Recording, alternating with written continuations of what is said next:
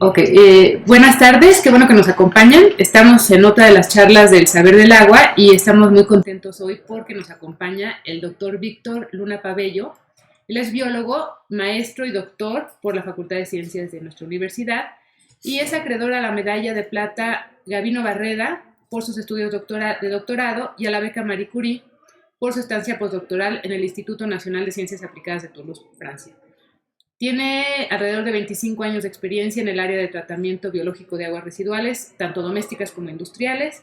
Es profesor de la Facultad de Química en todos los niveles y coordina algo que nos interesa mucho platicar con él, que es el Grupo Académico Interdisciplinario Ambiental, también conocido como GAIA, de la Facultad de Química, donde participa personal académico de diversas dependencias de la UNAM para realizar proyectos para industrias del sector privado y para estatales sobre temas de estudios de impacto y riesgo ambiental. Además, el doctor Luna Pabello cuenta con dos patentes sobre humedales artificiales, que es el tema que hoy nos ocupa principalmente. Entonces, bueno, pues bienvenido. Víctor, lo primero que nos gustaría es que si nos puedes platicar qué es un humedal artificial, porque creo que hay muchísimas dudas al respecto. Bueno, muchas gracias por la invitación. Buenas tardes al auditorio, a los que nos siguen en redes. Efectivamente, bueno, hay dudas en algunos lugares por algunas personas sobre lo que es un humedal artificial. No obstante, tener los antecedentes históricos por parte de nuestros ancestros, en donde estos humedales han sido utilizados ampliamente. La versión más conocida cercana a estos es Xochimilco, por un lado, que es a manera de un humedal natural, y las chinampas, que es otra forma en donde hay los tres componentes de los que se sirve un humedal artificial, que son básicamente donde crecen las plantas, el medio de soporte, la propia vegetación y los microorganismos que interaccionan entre las plantas y el medio de soporte, que en su conjunto permiten que el agua que trae diversos contaminantes fluya a través de este tipo de especie de macetas y después de un determinado tiempo salga el agua en aproximadamente 90-95% menos de contaminantes con los que entra. O sea, es una gran cantidad de contaminantes lo que se remueve. Sí, no sé si tuviéramos oportunidad de ver alguna imagen para que esto quedara, dijéramos, visible. Aquí vamos a proyectarla. Si esto es lo que estamos viendo ahí en pantalla, ¿verdad? Sí. Bueno, pues ahí, como ven en la parte de arriba, hay un dibujo donde están, por un lado, una serie de cultivos, en medio hay un canal de agua, en el otro se repite, y a la mano derecha, dijéramos, de la pantalla, estaremos viendo un tipo de construcción. Esto es lo que se utiliza para las chinampas. Abajo podemos ver una forma, dijéramos, de imitación de la naturaleza, que son los sistemas basados en sistemas naturales, como se les está llamando, en donde se distingue en la base una forma de impermeabilizar, que puede ser arcilla o una geomembrana. En esta, dijéramos, excavación, que pudiera pensarse como si fuera una alberca, para tratar de tener un símil, se deja vacía y después se rellena con diferentes tamaños de partícula, que permiten la retención de la materia orgánica o de las partículas que ahí vayan suspendidas, haciendo un efecto físico de remoción de contaminantes. El flujo va a través de todo este lecho de materiales y va corriendo de un extremo al otro. En ese le llaman un flujo subsuperficial porque corre por debajo de la superficie donde crecen las plantas. Una vez que se ha establecido este tipo de material donde también desarrollan los microorganismos para transformar los componentes contaminantes de carbono, de nitrógeno, de fósforo, de lo que se agregue como un contaminante de este tipo de agua, que puede ser doméstica o industrial, se pone vegetación específica que permita que a través de los rizomas y las raíces no nada más se le suministre alguna dosis pequeña de oxígeno, sino que permita que no haya oclusión, que no se tape el flujo y que permita ir removiendo los contaminantes. Esta vegetación, al ir creciendo, va tomando también nutrientes, nitrógeno y fósforo, que de permanecer en el agua ocasionarían, al ser descargada, una coloración verdosa de la misma, como lo que se puede ver en lagos artificiales, de Chapultepec, cualquier lago artificial tiene ese verdor por presencia de microalgas que se alimentan de este nitrógeno fósforo que estas plantas en este humedal quitan.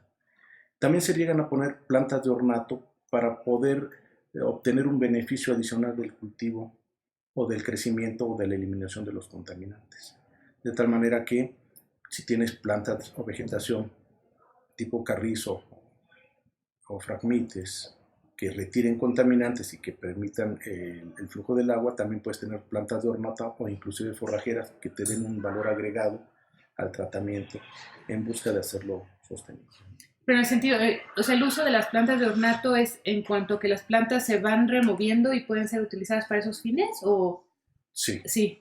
De hecho, si comparamos esta tecnología con otra que es, por ejemplo, la del sistema de los activados, que es un sistema que también es a manera de una alberca en donde hay microorganismos que van creciendo y conforme estos crecen se retiran y se vuelven lodos. Estos lodos tienen también un costo de manejo y de disposición de entre 40 y 60% del costo total. En este tipo de humedales eso no ocurre porque en lugar de generar lodos estás generando propiamente vegetación y que tú le des una utilidad.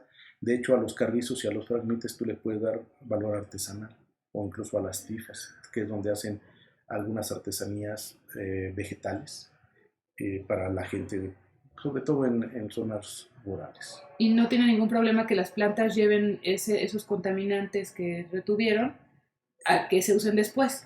Bueno, aquí es interesante esto, ¿no? La de ver un contaminante, pues normalmente se toma como aquello que no está donde nosotros queremos o esperamos que esté. Un agua que tiene nitrógeno y fósforo, procedente de la orina o del lavado de trastes o de alguna actividad humana, al estar en agua catalogada como limpia o de uso doméstico potable, ya al no tener que estar ahí es un contaminante.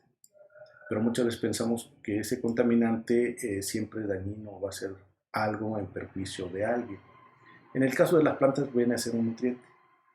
Claro, para ellas no es un contaminante. Entonces, si bien no podemos tomar nosotros que esa agua para descarga a un río o a un cuerpo receptor va contaminada, si lo vemos para un cultivo, para crecimiento, para este tratamiento sería una forma de alimentarse. Entonces, el enfoque sería que esto que está de más en el agua, que catalogamos como contaminación, al pasar por este sistema que es un depurador, lo limpia precisamente porque lo aprovecha. Okay. Y entonces, aprovechando el ciclo de estos elementos, lo que en un lugar está contaminado, en otro es un nutriente y va a salir sin eso. Y eso de lo que puede o no salir es lo que ya permite la autoridad descargar. Es decir, debemos tener en cuenta que para nuestro país, México, no está prohibido contaminar, está sobrepasar las normas establecidas de acuerdo al tipo de agua que se va a descargar. Exactamente. Entonces, la prohibición es sobrepasar el límite, sí, más que el que contenga un límite. Claro, que esa es toda una discusión. Y bueno, entonces, ¿qué tipo de calidad de agua son las que con las que puedes lidiar con un humedal artificial? Las aguas han sido tanto domésticas como industriales, inclusive de minas. Han pasado por rastros, se han hecho tratamientos para porcícolas, se han hecho tratamientos para lácteos, aguas de fuente de los lácteos. Entonces, es una amplia gama de tratamientos. De hecho, hay asociaciones nacionales e internacionales abocadas al uso y diseño de sistemas de tratamiento con esta finalidad de tratar aguas domésticas e industriales. Entonces, en el caso de la universidad, por ejemplo, que tenemos todos estos laboratorios, podríamos tener humedales, teóricamente humedales artificiales, para tratar el agua que proviene de los laboratorios. Sí, sí, de hecho, Lo común es que no solamente un solo tipo de sistema resuelva una situación de contaminación, sino es un tren de tratamiento, en todos los casos, para agua doméstica, industrial, porque van trenes, es una secuencia de tratamiento primario, secundario, terciario, o físico-químico, biológico. De tal manera que, por ejemplo, un agua que traiga sólidos, antes de ser metida a un sistema biológico convencional, a un sistema de humedales, es deseable que no los acumule, que no se le pasen, es decir, se retiene a través de un sedimentador primario.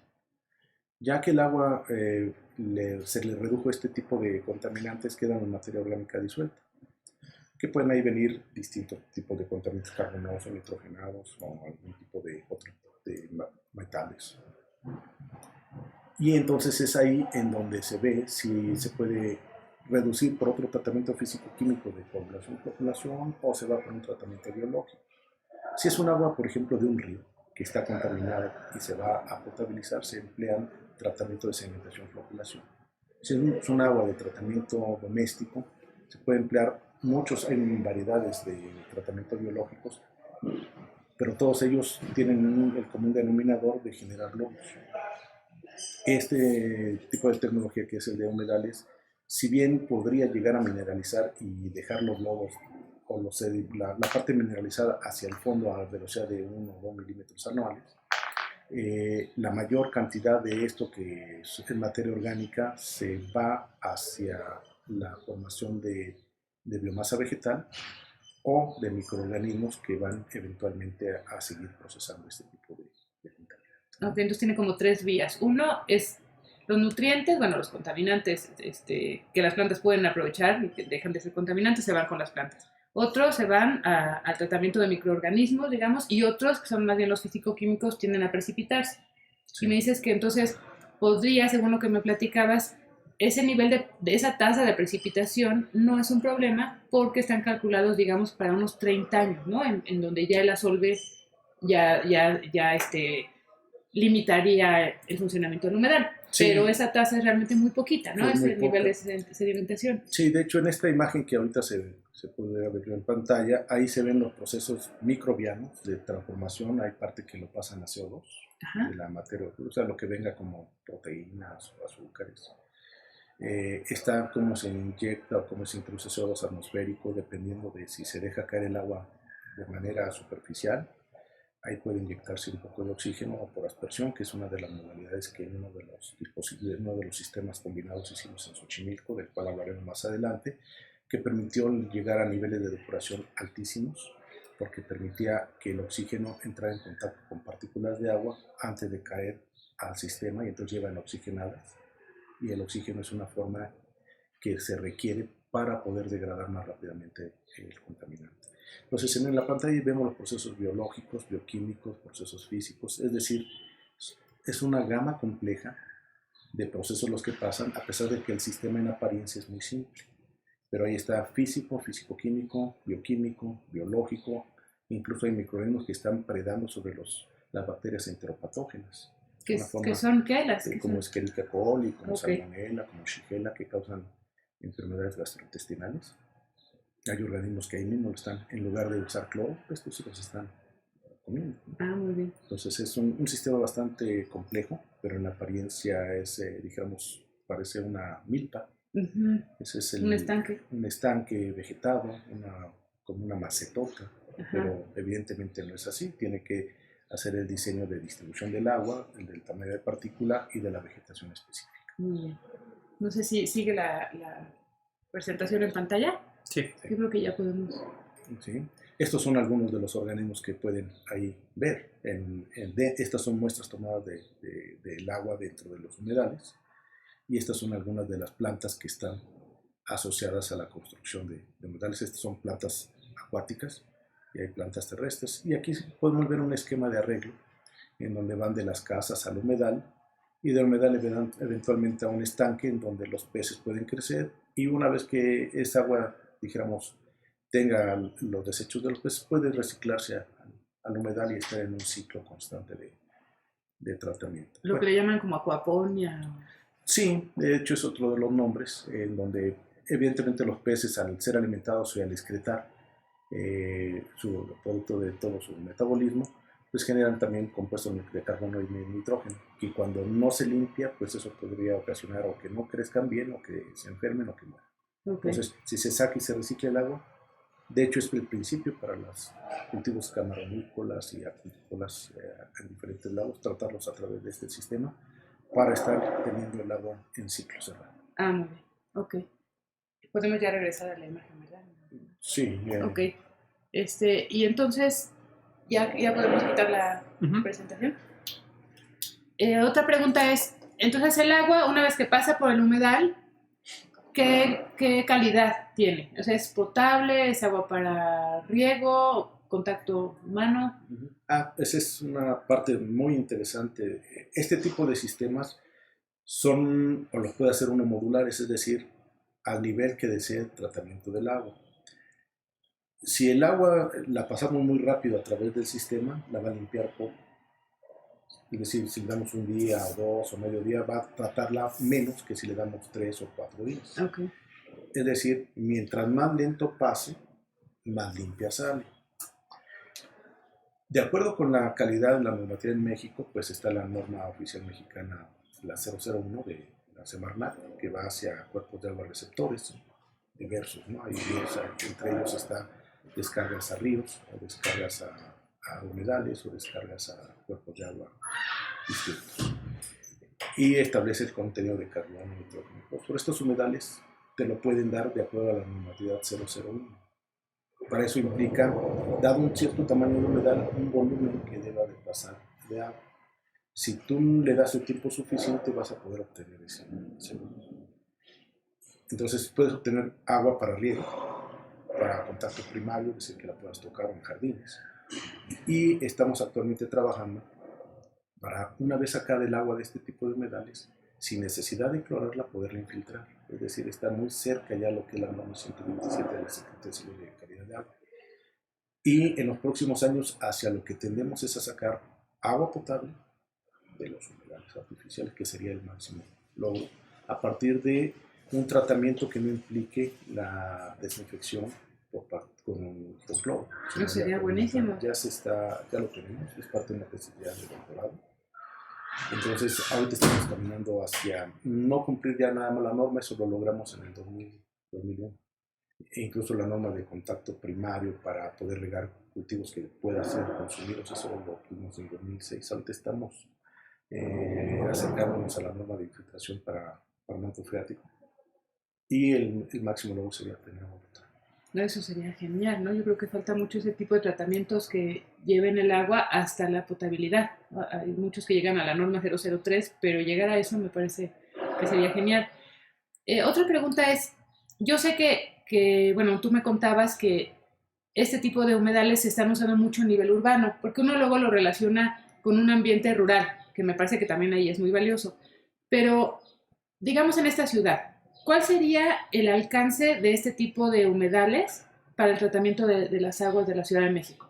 Sí, ya ha habido diversos ejercicios de uso y de demostración de la tecnología, tanto en universidades, en la misma Facultad de Química y algunos SH, en colaboración con la UAM Xochimilco hicimos uno para tratar agua de los canales y obtener agua para cultivo de especies de desecho como el ajolote y para cultivo hidropónico. A nivel de casa se tuvo la experiencia de participar en el Decatlón Solar, en donde se obtuvo el primer lugar en el diseño, y precisamente iba enfocado a que la misma propuesta que hacía la universidad, tener su sistema de uso y tratamiento y reciclaje de agua. Ahí estos humedales se diseñaron para tratar aproximadamente 50 litros de agua por día, que era lo que demandaba o lo que iban a utilizar en este tipo de casa que se proponía. ¿50 litros por habitante?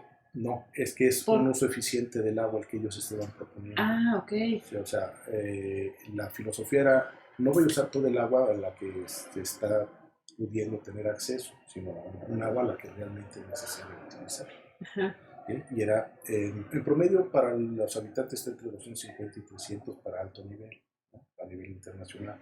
En México, pues estamos alrededor de los 100. Aquí estaban yéndose a lugares donde estuviera con menos dotación de agua. Sí, hay lugares en la ciudad que tienen 30 litros Sí. por habitante al día. De hecho, esa parte fue lo que propició el desarrollo de un proyecto que ya fue comentado aquí, que fue el de la quebradora, en donde ahí al haber poco agua, poco espacio, se hizo, dijéramos, un diseño en el que incluyó humedales artificiales para tratamiento de agua de escorrentía y de agua que bombeaba en época de inundación, e inclusive agua de drenaje, para tratarla y utilizarla dentro del parque, para precisamente no presionar tanto el agua, el uso de agua potable y hacer uso productivo, sino de la misma agua ya servida, ¿no?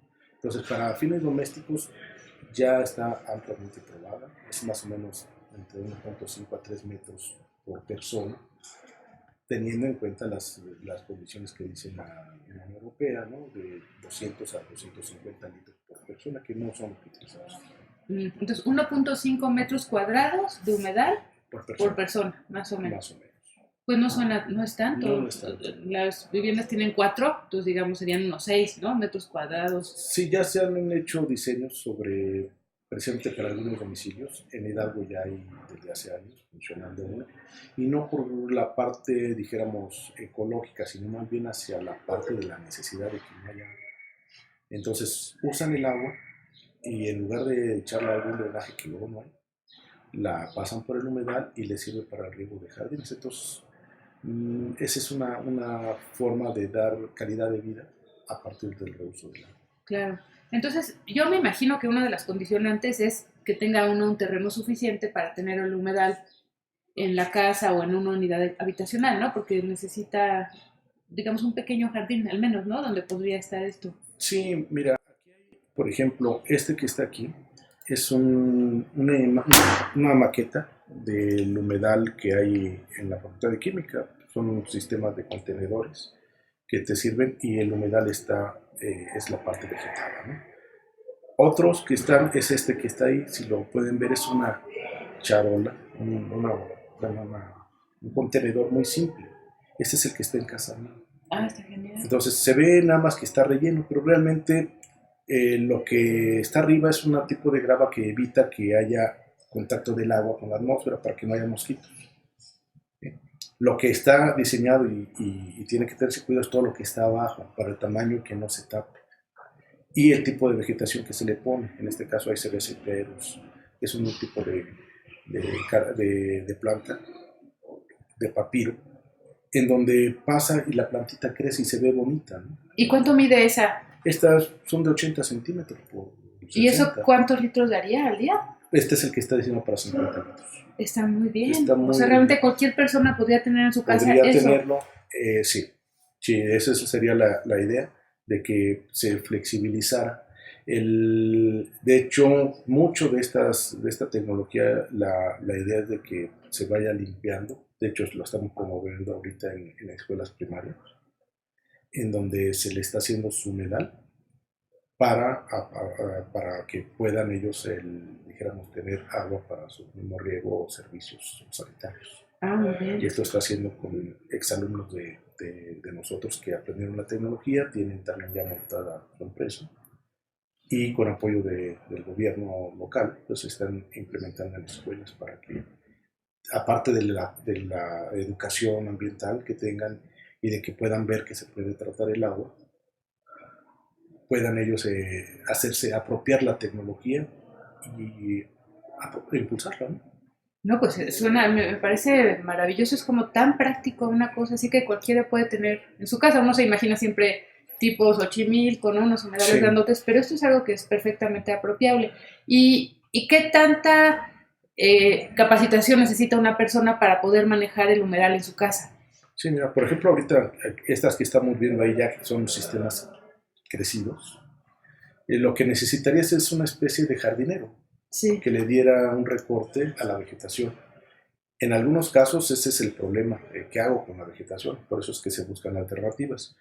En la imagen que vemos ahí en pantalla es del que les hablaba. En la parte central están estos carrizos que pueden ser utilizados para hacer cortinas o para hacer algún tipo de artesanías, y en las partes laterales por un lado está el alcatraz, que es una planta de ornato, y por otro lado está la alfalfa, que es una planta forrajera. Entonces eso es buscando un uso adecuado para esta biomasa, que además les dé un ingreso. ¿Sí? Claro. La idea sería que no fuera un problema, sino que fuera un recurso aprovechable. Sí. ¿Sí?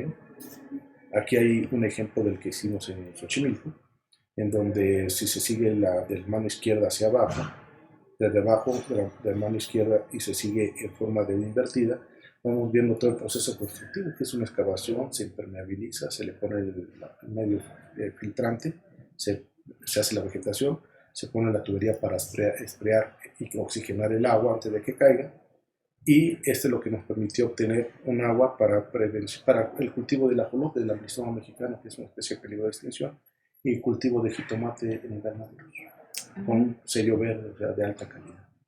O sea, el agua que sale de ese humedal es suficientemente limpia para que viva un ajolote allí, sí, y se le aísla de las especies que lo depredan, ¿no? Sí, porque ahí incluso parte de las investigaciones evidenciaron que quita fármacos, o como la naproxeno, el ibuprofeno, en el proceso de limpieza, que no quitan los otros sistemas de tratamiento. Claro, y es un problema ahorita muy importante, todos los contaminantes emergentes. Sí. Entonces sí se ha visto que los puede remover. Sí.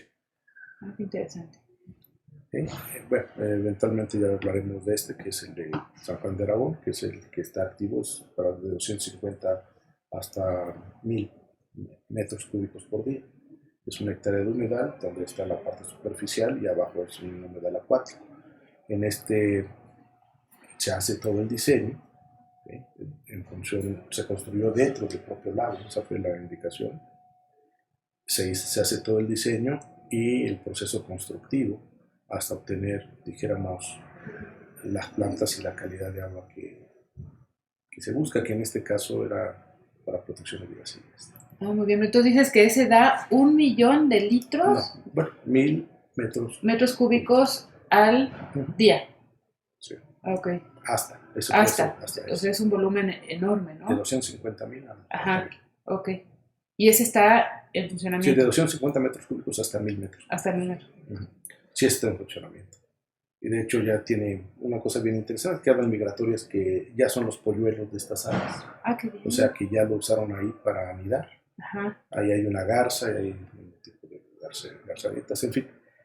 Son sistemas que, aparte de limpiar, se ven estéticas, producen algo de utilidad, dan una educación ambiental y limpian el agua. Claro, y usas esas especies un poco como indicadores de calidad. Si además adelante hay oportunidad, se verá un video sobre eso. Ok, bueno, entonces yo creo que podemos quitar ahora el video.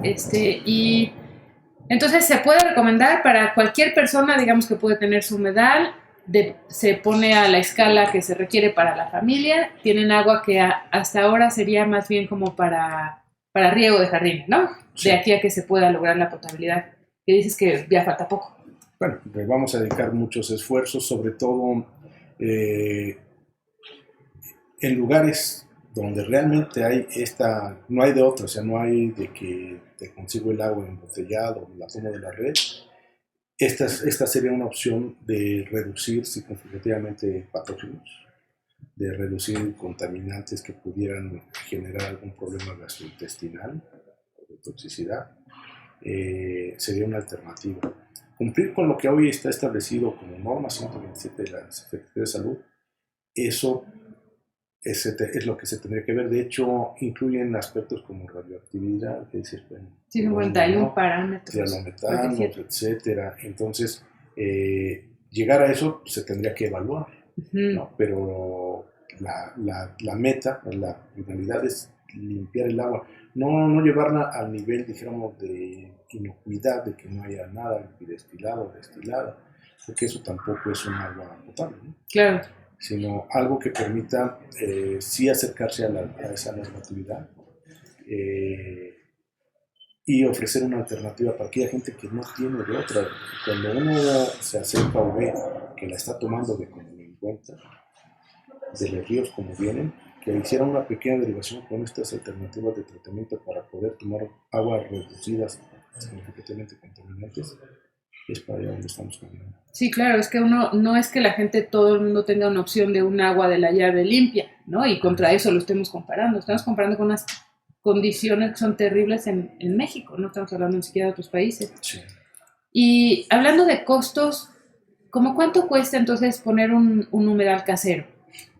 Bueno, normalmente los primeros costos que se hicieron sobre esto era en humedales que se hacían a más escala, porque mientras más grandes, usualmente hasta cierto límite es más barato.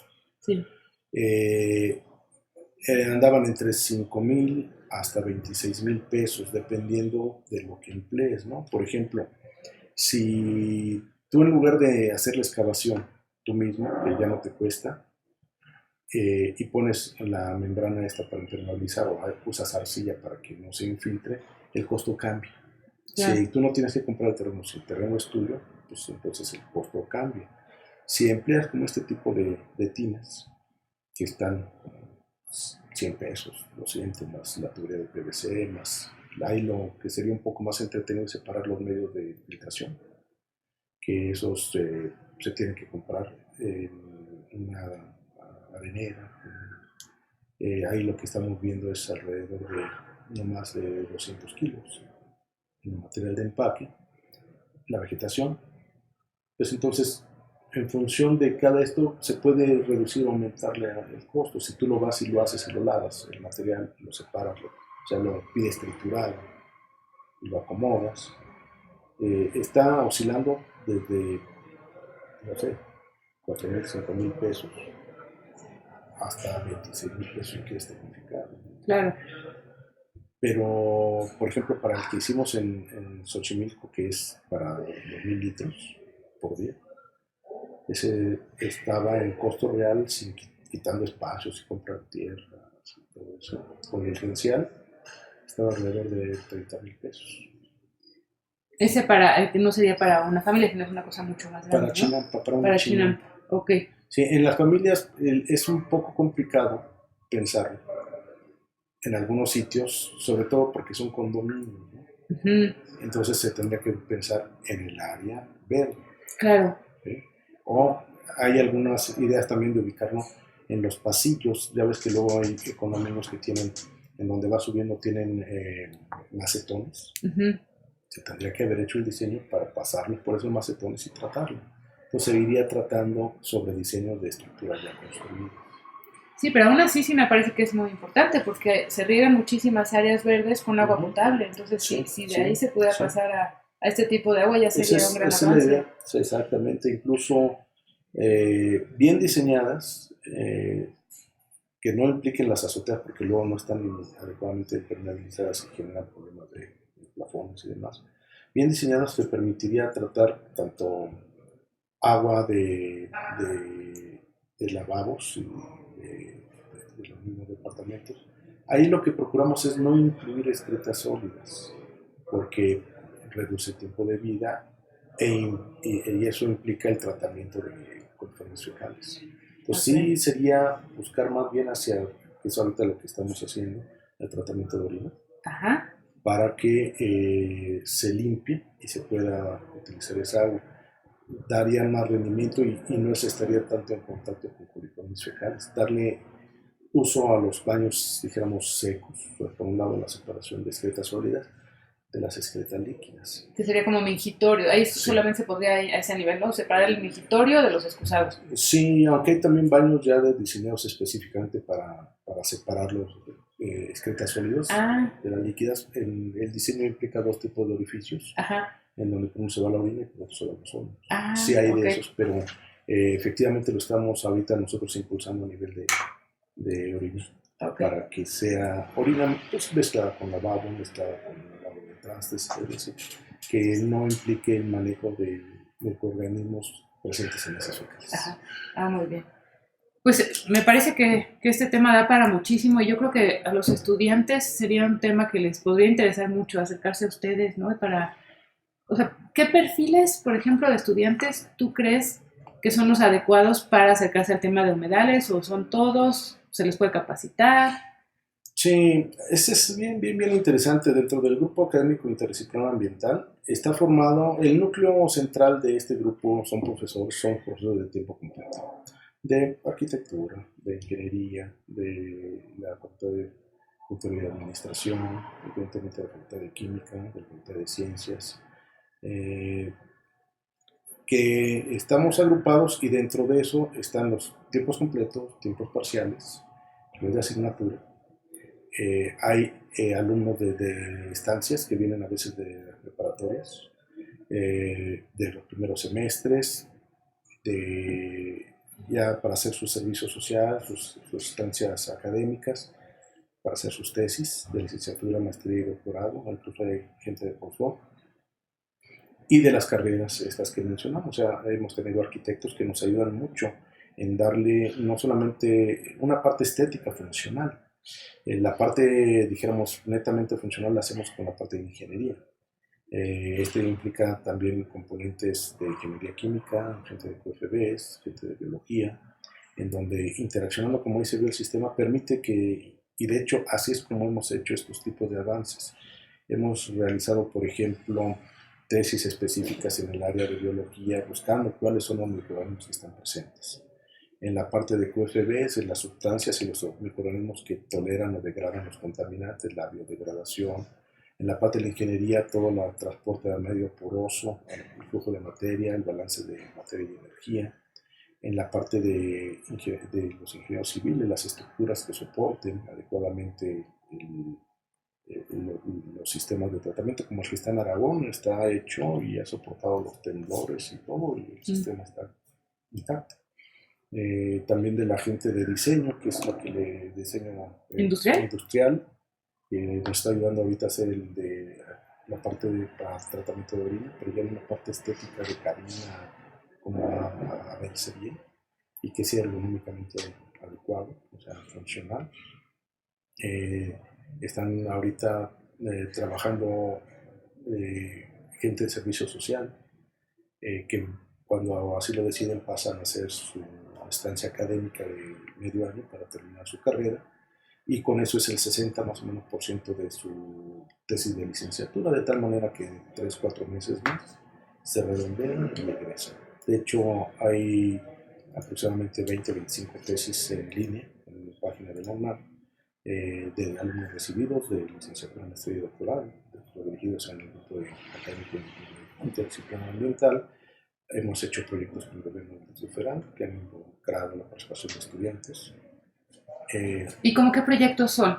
Por ejemplo, el que está del saneamiento del lago de San Juan de Aragón fue financiado por el gobierno del Distrito Federal. Entonces, sobre todo tratamiento de aguas residuales, los proyectos ahí fue interesante porque era el tratamiento del agua de la planta de Tlacos, que es sistema de lagos activados, que al descargarse en el lago San Juan de Aragón daba un color verdoso. Y entonces para quitarlo se meten las plantas en los microorganismos para retirar el nitrógeno y fósforo. Okay. Y entonces se da una mejor calidad a este lago, permite la llegada de aves. Ahí participaron ingenieros químicos, PFBs. Si hay oportunidad, vemos el video, porque ahí viene cómo se construyó, quiénes participaron. Y fue para tratar el agua que ya salía de una planta de tratamiento y el agua contaminada que ya estaba dentro del agua. Con la bondad que permite, no importa el qué volumen, estos sistemas son muy nobles. Si le das mucha agua, el sistema funciona. Si no le das agua, el sistema funciona. Es increíble, porque las plantas de tratamiento luego son muy sensibles, ese es un problema en las plantas de tratamiento, que de repente llueve mucho y llega el agua diluida y como son comunidades, se desestabiliza. Y estos, como son comunidades microbianas adheridas al medio de soporte, permiten más soportar estos cambios de concentración o de flujo o de contaminantes. Claro. Son sistemas bastante nobles. Ok. Y entonces, en el sentido del grupo de Gaia, se podrían acercar a ustedes, ¿no? Con los estudiantes de estas carreras. Sí, de hecho, los servicios sociales están disponibles para arquitectura, para ingeniería civil, para ingeniería química, para biología, porque así se tiene que dar cada año. Las tesis también se pueden dirigir o codirigir, porque normalmente hay un asesor interno en cada una de las facultades, en donde la parte de clínica se les apoya. Se pueden recibir estudiantes de maestría en ingeniería, en ciencias bioquímicas, en química. Ok, para que lo sepan y se acerquen a ustedes. Sí, y... bueno, y aquí está lo del... Ahí estamos viendo en la pantalla, por ejemplo, la parte de la inauguración con las autoridades de la misma universidad, se tomaron en ese momento la entrada y salida del agua. Ese es el grupo donde pueden ver estudiantes, profesionales de diferentes áreas. Este es el sistema ya construido, en donde están aproximadamente 600 metros de humedad superficial y 800 a 900 metros abajo, funcionando como humedal acuático. Y ahí, como ven al fondo, pues hay ya algún tipo de aves llegando ahí. Este es un vuelo en dron, en donde estaba recién vegetado el sistema. Ahorita ya tiene mucha más vegetación. Y han ido a poner ahí diferentes tipos de fauna. Pero el sistema, dijéramos, lo relevante es que permite incluso el anidamiento de especies migratorias. Claro, Entonces eso implica que el sistema al menos le sirve como un refugio. claro. Y ahí ahorita vamos a ir viendo que curiosamente se atravesó el dron y arribita iba a aparecer un ave volando porque pues se espanta, ¿no? Claro. Entonces ahí vemos la gente que participó de las diferentes carreras. Muchos de estos ya son gente que está ahorita en otro nivel, ya lo que eran pasantes ya son licenciados o son maestros o están doctores ya sobre esto y están trabajando y haciendo empresas. Qué bien. Entonces sí, sería yo creo que muy recomendable que la gente que nos escucha, que sepan que pueden acercarse a ustedes. Además me platicabas que es un grupo que tiene un funcionamiento muy interesante. No sé si nos puedes platicar un poco sobre eso. Sí, en este grupo, dijéramos, si, como les decía, estaba conformado de profesores, alumnos y egresados, e interacciona a nivel Ciudad de México, a nivel nacional e internacional. Recientemente, parte del grupo, incluido profesores, estuvimos en las conferencias panamericanas que hay sobre humedales artificiales en Perú. Ahí lo interesante es llevar alumnos que interaccionen porque son los que realmente van a quedar en sustitución ya de nosotros, ¿no? Para más adelante.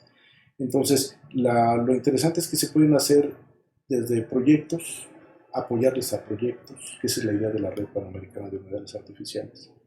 Si alguien ya tuviera una situación, no pase por todo el viacrucis que pasamos para llegar a una solución. Claro.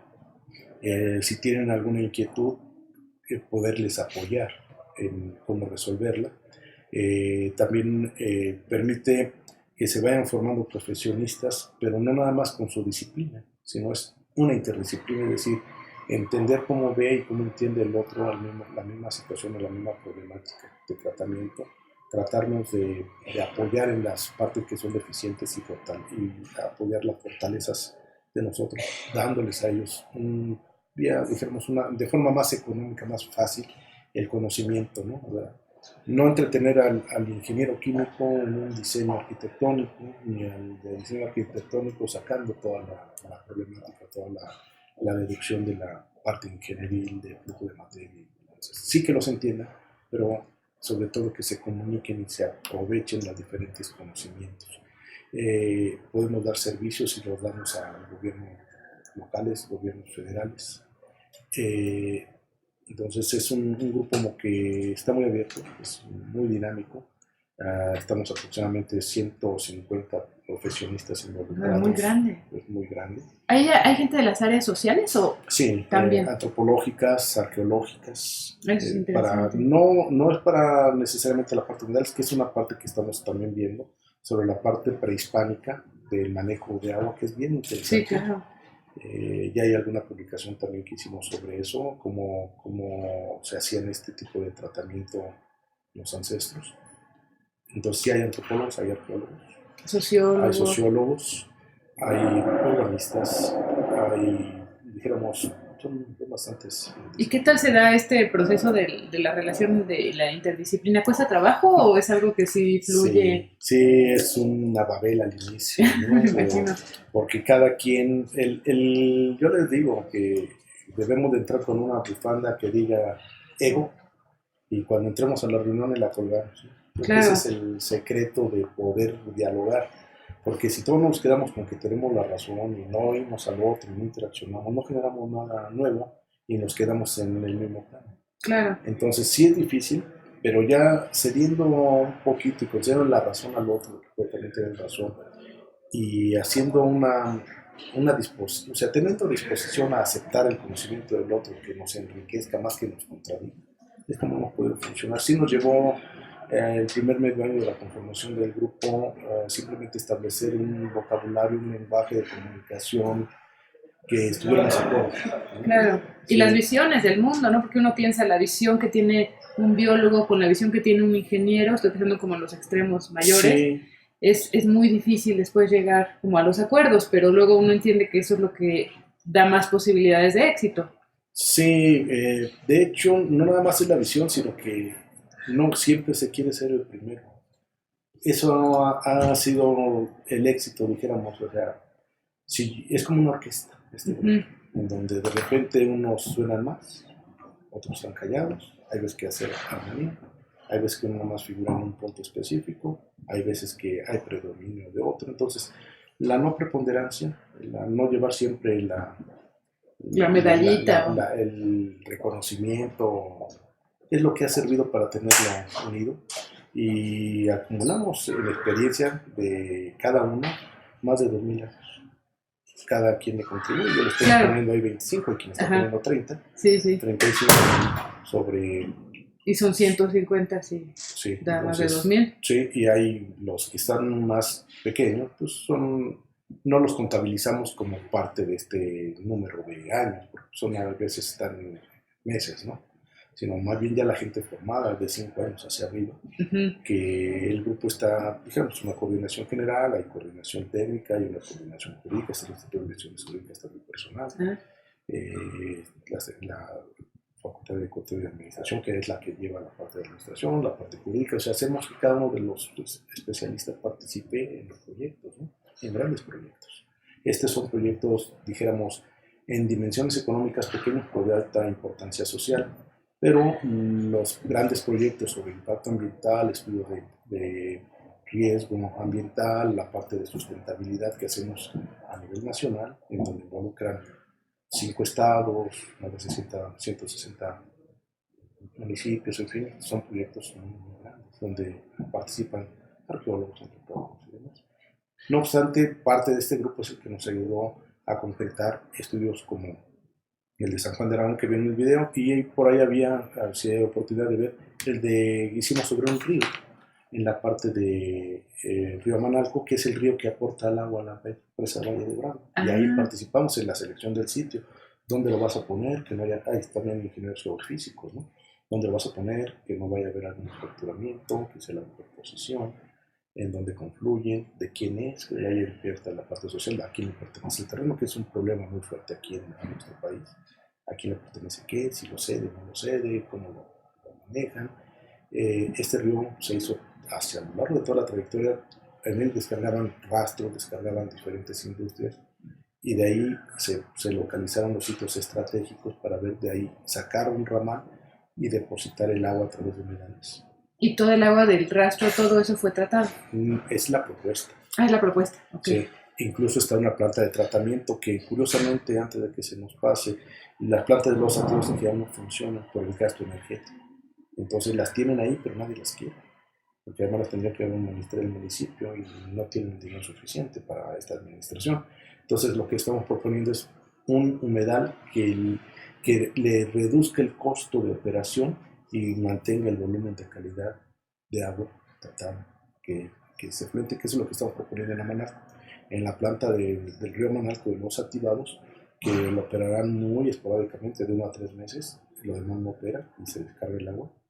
Entonces, ponerle un humedal, que la planta sirva para quitar los contaminantes más gruesos, y los humedales laterales que permitan la depuración para antes de que se descargue el río Manalco, que es el que conduce un volumen muy importante a la presa de Valle de Bravo, que es la que, nos abastece en la parte. Digo, sí, en 20%. Entonces, eso es una cosa bien, bien interesante, el usar esta tecnología, que se difunda, que los diferentes alumnos lo vayan aprendiendo y luego se vuelven promotores o hacedores de lo mismo, y que sepan que si bien tiene diferentes componentes, tienen a quien recurrir en sus mismas redes de comunicación para que hagan un trabajo bien y resuelvan una problemática a la que se enfoquen. Ya está resultando, ya se está multiplicando mucho esto, y nosotros le estamos dando asesoría cuando se lo solicita. Claro.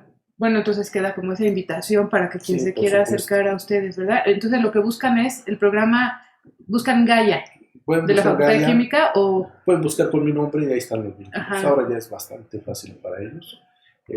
Dándole incluso Luna Pavillo sí, Medales, aparece y de ahí se van vinculando. Están los videos, están las publicaciones, hay de difusión con la FAUNAM, una revista para los humedales prehispánicos, revista TIP, donde está todo lo de Aragón, o una revista de México de Ingeniería Química, donde está el funcionamiento del humedal del CIVAC. En fin, hay una serie de publicaciones, o en la misma línea de tesis UNAM, están los archivos completos, ¿no? de todo esto. O hablándonos, contactándonos. perfecto. Entonces ahí queda eso abierto, esa Sí, invitación. por supuesto. Bueno, aquí tenemos varias preguntas. Nos pregunta Karina Koyolksauki. Dice que no hay audio, pero creo que ya se arregló. Dice, Carla pregunta, ¿se puede implementar un humedal artificial para el tratamiento de aguas grises caseras? Bueno, lo que nos decías que sí, ¿no? Sí. ¿Y cuál es el volumen mínimo que este humedal requeriría? El volumen mínimo de agua. No hay realmente un volumen mínimo, que puede ser desde que lo mantenga húmedo, pero funcionaría como una maceta más que un sistema de tratamiento. Ok.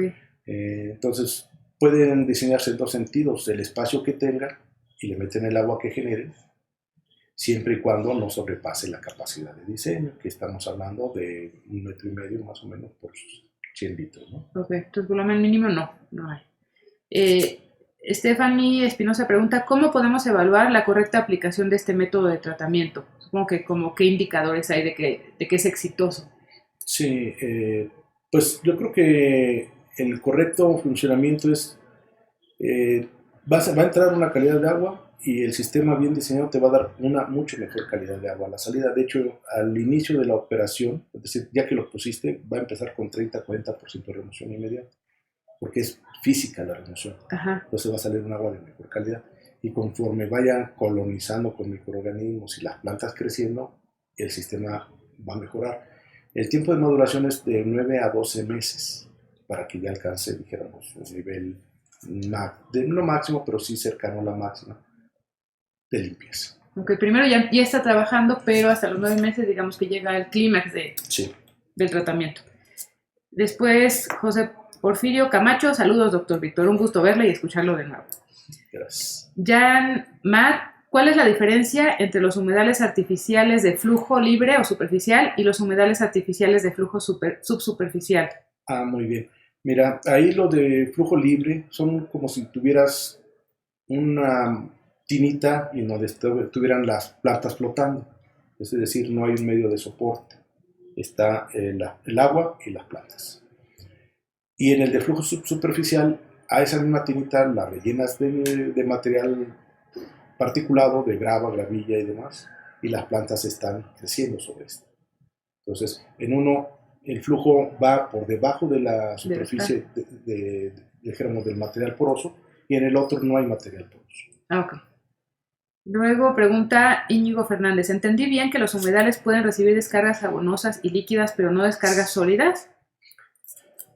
Bueno, sí le puedes dar, nada más piensa en que lo vas a tapar y entonces te va a durar menos tiempo. Lo deseable es que todo lo sólido lo retires con tratamientos más simples, que son los tratamientos físico-químicos.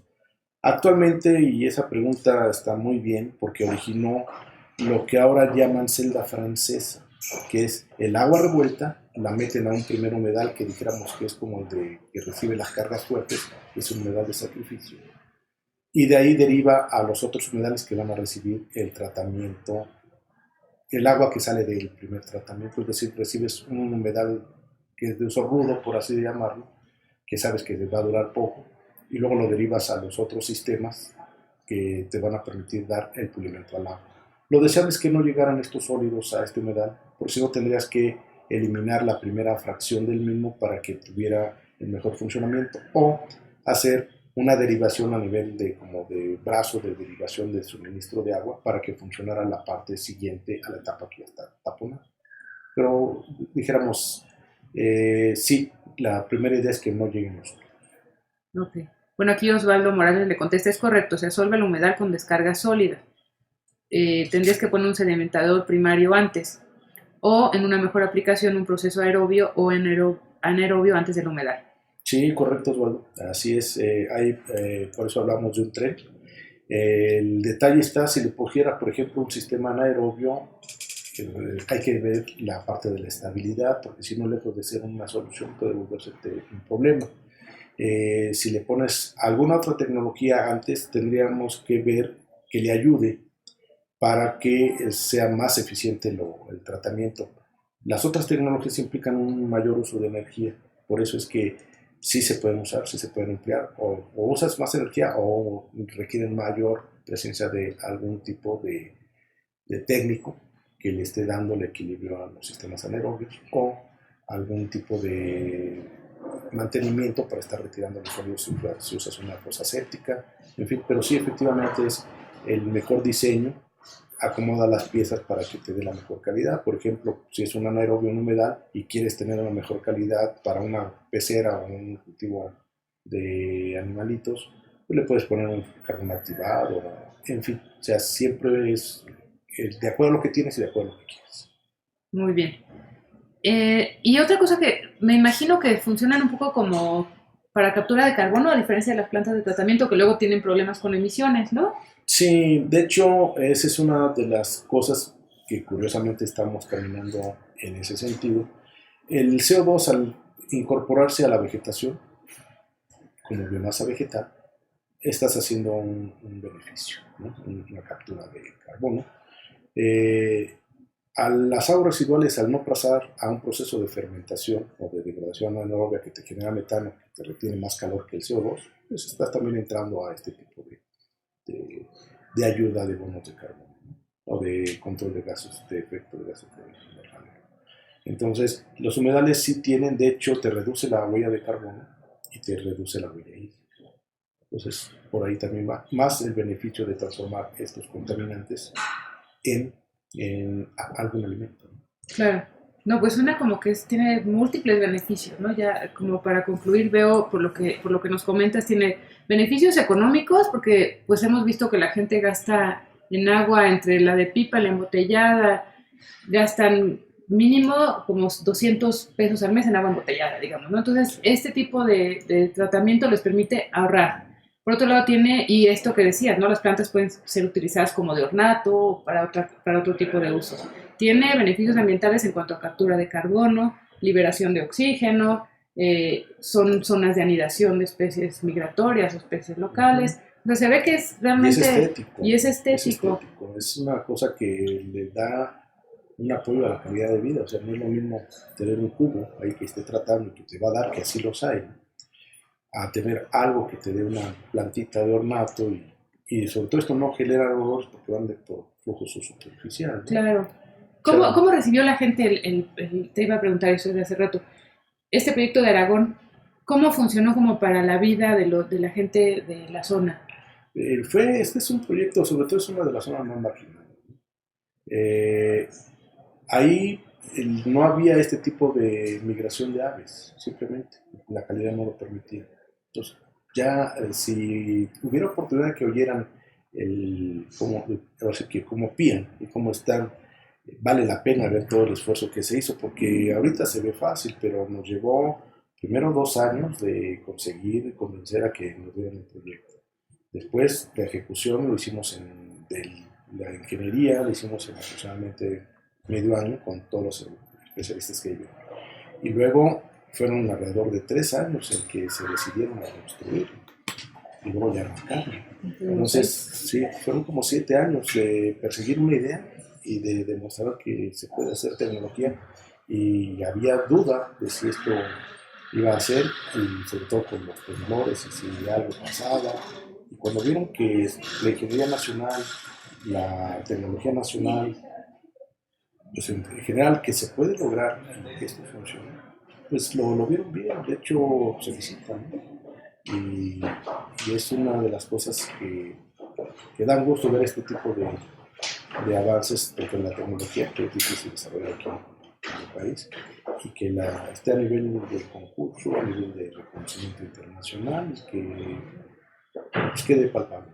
Claro, pues otro orgullo de la universidad, sí, digamos, pues ¿no? ya La participación de ustedes. Que estuvo ahí muy bien y es lo que ha permitido que incluso, como ya se lo mencionan en algunos de los trabajos anteriores, ¿no? Como de la quebradora que va a llevar parte de esta tecnología, pues que sea la revolución a nivel mundial. Claro. Pues, estamos muy contentos y seguimos, dijéramos, trabajando sobre esto. Ahorita tenemos alumnos de estancia, dijéramos, medio año de carrera, alumnos de licenciatura en ingeniería química, bebés, que están ahí dándole, los demás bien. Sacar recibo de doctorado con materiales pétreos que permiten la desinfección sin el uso de cloro, que es una de las tecnologías que le pegamos al sistema. Pero vamos a tener que cloro. Muy bien. O sea, ahí los esperamos a los que gusten, con mucha ilusión de que podemos colaborar con ustedes en este tipo de tecnología. Es prepotente. Bueno, pues muchas felicidades y muchas gracias por acompañarnos. Los esperamos, gracias por acompañarnos también ustedes y los esperamos el próximo miércoles que vamos a platicar con el director del programa Agua de la WWF. Pues gracias por estar con nosotros. Un gusto y muchas gracias por la invitación. Hasta luego.